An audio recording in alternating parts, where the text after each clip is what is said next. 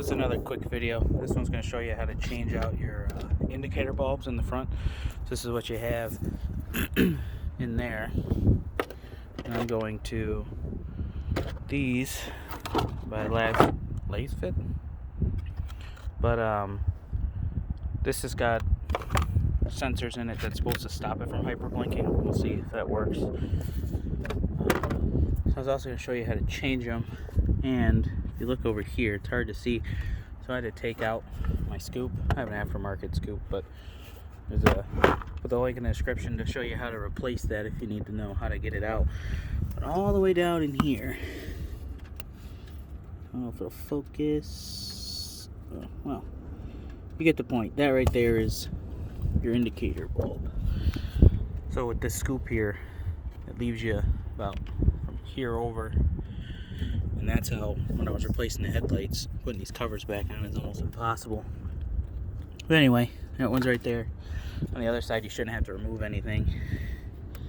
It's right there. Just unscrews. Sometimes they're a little hard to get out. My hands are also frozen. It's to this side. So that's what you got right there. The bulb just literally pops right out.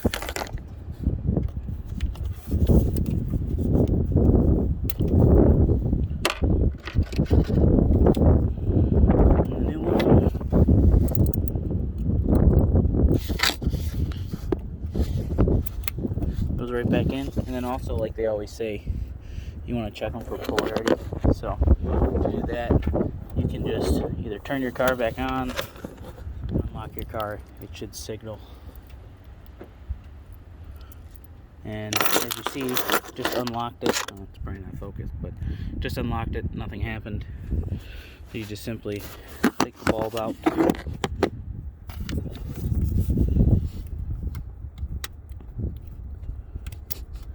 Flip it,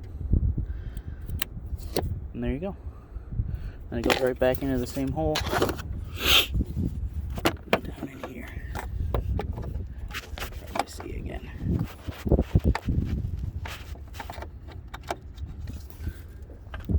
Sorry, it's more underneath.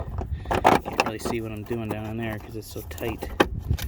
And then those little tabs will lock it in place. And there you go, clicked into place. Oh, so much brighter. And then now you can see it running as well. Alright, quick install. I'll link them down in the description below.